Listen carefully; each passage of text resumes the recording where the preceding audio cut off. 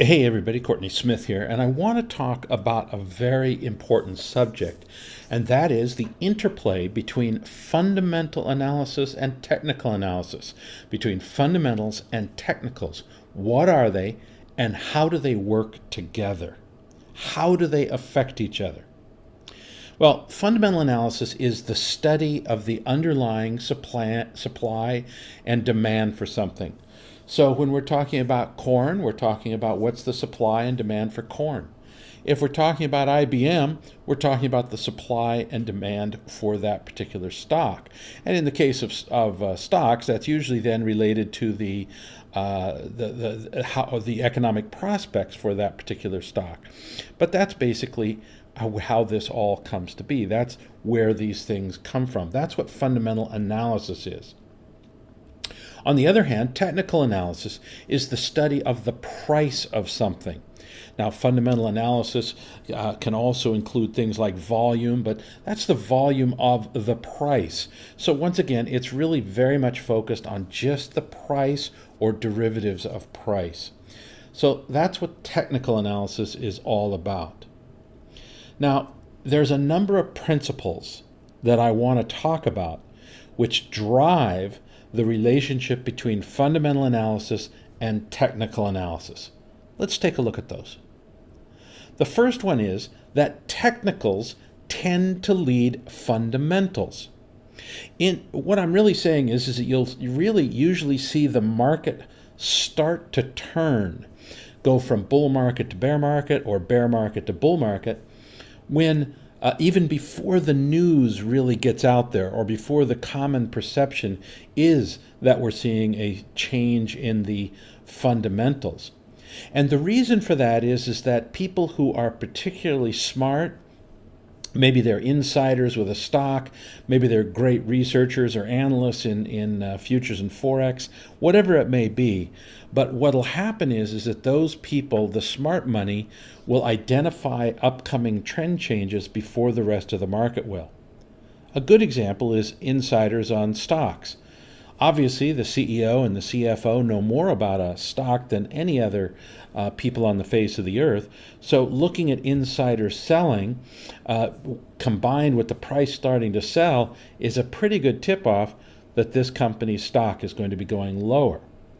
So the other thing that happens is that the purpose of a price is to clear the market. In other words, a price does its job when there's a lot of volume at that price. Now, what happens if we see something climbing? Well, there's an old futures trading expression that the cure for high prices is high prices. At some point, there's nobody left to buy whatever it is we're talking about. Everybody who was bullish, they've bought it. Well, guess what? A market can start to go down on a lack of buying without any new selling. So that can happen right away, and that's the type of thing that I'm talking about here. We could start to see a market sag down simply because there's no new buying left. And once again, that means that the technicals would tend to lead the fundamentals, just simply because the high price itself is choking off the demand for the instrument. A second one. Now, this one I always say with a little bit of my tongue in my cheek. There's only bullish news in bull markets and bearish news in bear markets. Now, let me tell you the thing that's not going to be controversial, and that is this statement should fall somewhere between you're being silly, Courtney, and, well, of course, Courtney. It's got to be somewhere in between there. Now, let's do the of course, Courtney first. What causes a bull market is bullish news. In other words, the fundamentals are bullish, things are looking good, the market should rally higher. That's why we get bullish markets, is because the news is bullish. Now, the sort of cynical trader side says, well, what'll happen is that the market will take what looks like bearish news and consider it as bullish. An example of that might be something like the economy is in bad shape. So an economic report comes out that shows the GDP dropping. So the market interprets that bullishly because it means that the Fed will ease. In other words, even though it's bearish news, the market will find a way to twist it into being bullish news. So that's the sort of cynical side of it. There will always be an interpretation of whatever the news is that will lend itself to a bullish interpretation. Don't forget that when we look at the news after let's say the market's up, whatever market it is, and then we read in the news the next day, and you'll often see the most ridiculous explanations of why the market was up the previous day. All of a sudden, obscure political news in Japan will become the reason why, $100 billion was added to the market cap of U.S. stocks. This is just absurd. But the newspapermen have to come up with an explanation of why the market was up. And so, of course, what they do is they look at it and they look around and then they find the most bullish news they can, or at least the news that they can interpret bullishly, and then they call that's the reason why the market moved higher. My point, though, is that oftentimes they have to take what is bearish news and interpret it in a bullish manner. But remember also, what I started in this discussion is, look, there's only bullish news in bull markets. That's why we're in a bullish market. Now, my cynical side, my tongue-in-cheek side says, well, we can utilize this to predict economic news. If non-farm payrolls are expected to come out at up 100,000, and it's bullish if they come up higher than that, and bearish if it comes down lower than that, well, I can look at the price chart and predict whether or not non-farm payrolls will be above or below 100,000. If it's a bull market, I'm almost positive that we're going to see non-farm payrolls be above 100,000. Now, taking my cynical side, of course, if it comes in under 100,000, it'll still be bullish for the market because then the Fed will come in and ease. You get my point? The technicals are leading the fundamentals. The technicals are predicting and confirming the fundamentals. George Soros says, invest first, investigate later. A big way, let me interpret what he said. I did not speak to him about this, so I can't really say for sure what he meant by it. But here's the way I look at it. When if I see a technical breakout and I see a market move to new highs, I got to get excited about that. But what I also need to know is, why is that happening? And that's what we say here first. If I see a breakout to new highs, I have to be a buyer. Because by definition, I have to do what the market tells me to do. And if the market is climbing higher, then I've got to be bullish and I've got to be long in that situation.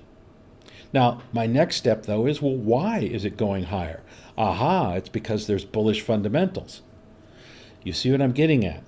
We find the bullish fundamentals after we see the price move, because technicals tend to lead fundamentals. And that's of critical importance. So we see the price movement, and that triggers us to do fundamental analysis, which then confirms or sometimes argues against what the technicals are telling us. Nonetheless, we still want to make sure we're long that initial movement in the marketplace, because we've got to get into that position while we're looking at while we're doing our investigation to determine why is the market moving higher. Now, this is one that I really hammer on a lot. Not a lot of people talk about this. The first derivative is more important than the actual fundamental. Let me put that in plain English. Changes in pressure are more important than the pressure. If everybody in the world knows that inflation is going to be 1% from now until the end of eternity, then we can adjust and we can plan for that, and it really will have very little impact on society. But if inflation goes from 1 to 2%, then that is important, because people did not adjust for that. And then they have to go and adjust afterwards. And some people will say, well, I don't need to adjust because it's going to go back to 1%. And so there's an argument and there's volatility. And so it doesn't affect the market when everything is stable, when the pressure is always stable. If the pressure is unstable and we start to see a change, like going from 1% to 2%, then that becomes very important in the marketplace. Now let me show you an example of this. And the first derivative is a mathematical term, and what the mathematical meaning of the first derivative is the slope of the line. Now, we're not mathematicians, we're traders, so let me put it into trader lingo if I can. It's the rate of change. If something is going up strong, then we're going to see the rate of change, which is down there at the bottom, go up. And if we see the price start to go down, then we're going to see the rate of change start to go down. So here we have the S&P futures this is a weekly chart, going back from fall of 2010 to end of summer of 2012. Down at the bottom is the rate of change. It's a 12-week rate of change, pretty standard indicator. I haven't done anything tricky here at all. And so you can see it's just a rate of change. If it's red, it means that prices are actually lower than they were 12 weeks ago. If it's green, it means that prices were higher than they were 12 weeks ago. But I don't really care if it's green or red. What I want to know is, where are the peaks and troughs? So what I've done here is that I've marked on the rate of change 4 major peaks and troughs. And you'll notice that the peaks tended to, in the rate of change, led the 2 peaks in price by about 6-7 weeks. So it was a very nice leading indicator. Notice that the bottoms predicted the bottoms by only about 1 week. So not as good, but still the rate of change led prices. And we can see that very, very consistently. The stochastic indicator in the middle is also it's a bit related to rate of change and first derivative, and we can see once again that it tends to bottom out, usually more coincident with the marketplace, but nonetheless, it's also a good indicator. The point is that we should always be looking for changes in pressure, not pressure. That's what's key. Now, how do we use fundamentals? First point here, this is very important. We want to be constantly building fundamental models of what's going on, but we want to consider these as hypotheses. So in other words, we sit down and we say, well, you know what? I think that same-store sales are going to be higher for Sears, and therefore we should continue to be buyers of Sears, and this is going to really be fantastic. Okay, now that's a hypothesis. And the hypothesis is that Sears is going to continue to have increasing same-store sales. Well, if that stays true, then we should consider ourselves fundamentally bullish on the price of Sears stock. Well, what happens if it goes from, say, 10% increase, consistently 10% increases in same-store sales to 5%? Well, remember our discussion that we just had on the first derivative. A change from 10% growth to 5% growth, that's not bullish, that's actually bearish, because the change in pressure was going down. We didn't go from 10% growth to 12% growth. That would have been bullish. We went from 10 to 5. So even though the company's still growing, the change in pressure was negative, and therefore it's bearish. So we're always creating this fundamental model of which is used as a hypothesis. And as long as our model is working, then we're going to want to consider ourselves, in this case, bullish.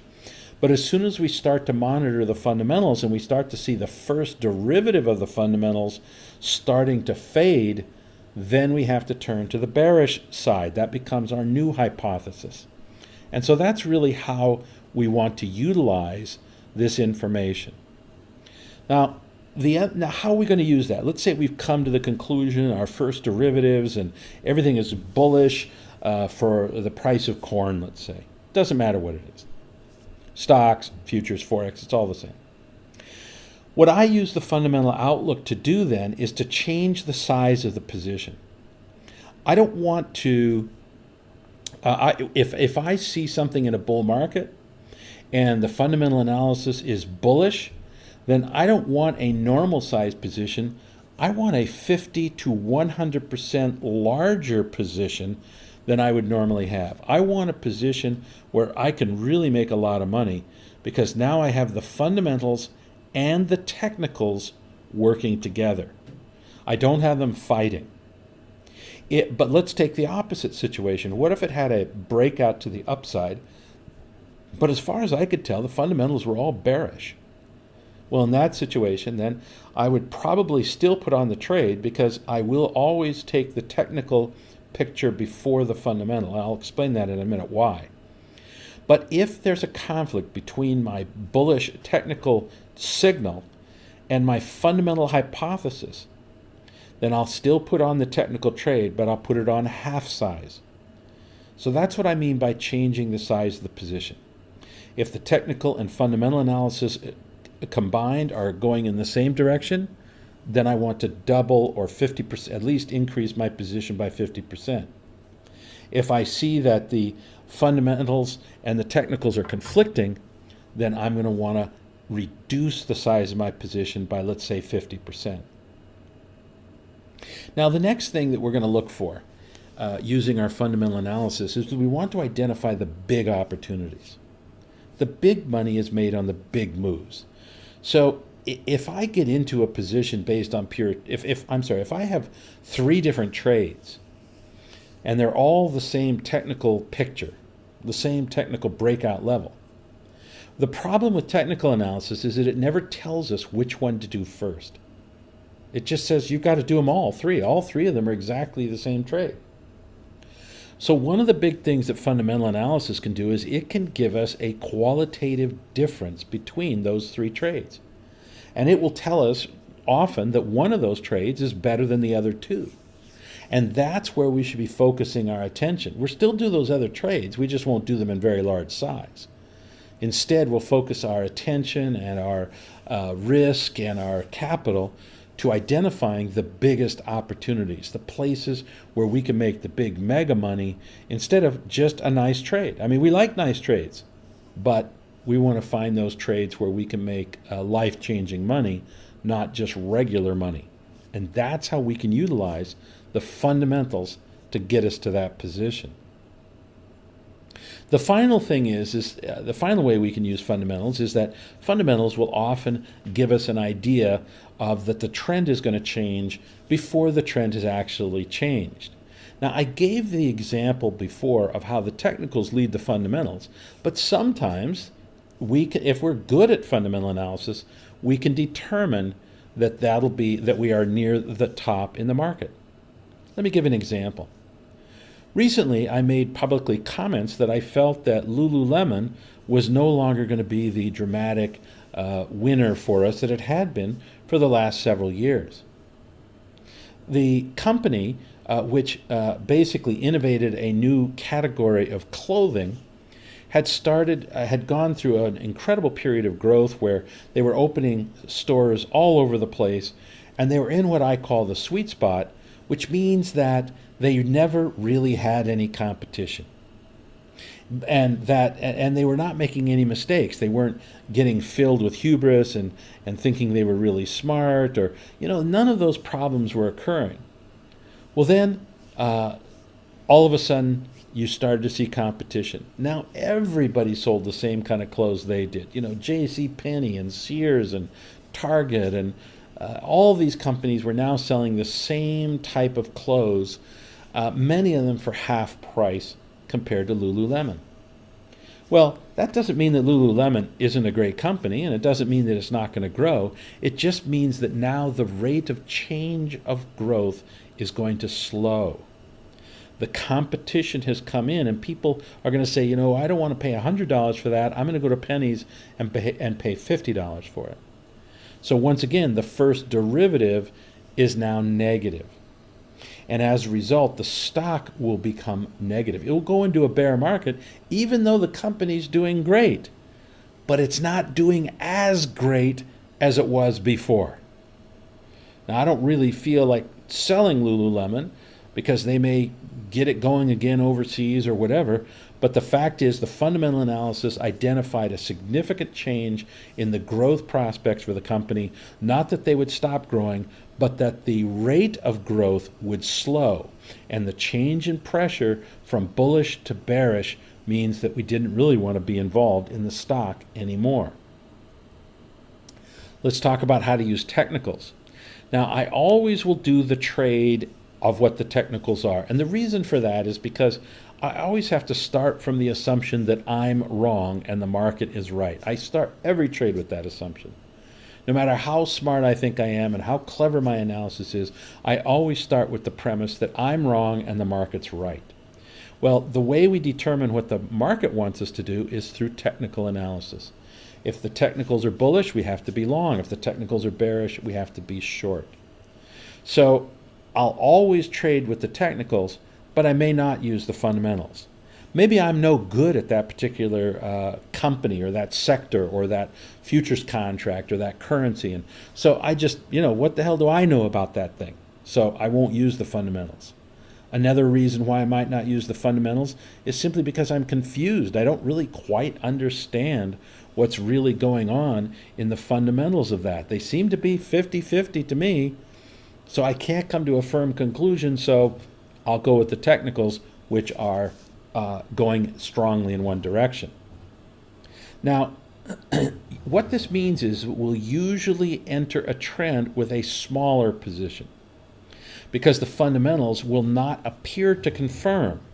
Because generally speaking, as I said, the technicals will lead the fundamentals. So we may be putting in a trend following position. We may be buying a stock or a futures contract or Forex, and we'll buy a small position because that's where the trend is going. And we're trend followers. We need to find that trend and jump on it. And the fundamentals, they're not going to be clear. They're going to be maybe muddy. They might even still be bearish, and yet the market's breaking out to the upside. So, but the point is, they're probably not going to look super confirming of this trend. Sometimes they will.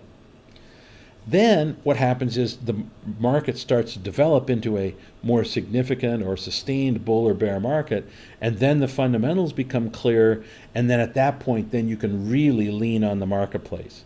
Your initial position might be a risk of $1, and then once you see the fundamentals starting to kick in and realizing that this is really going to be an awesome market, then you might increase your next pyramiding or next buy order to 2%, a double-sized position, something like that. And so that's how you end up combining the technicals with the fundamentals.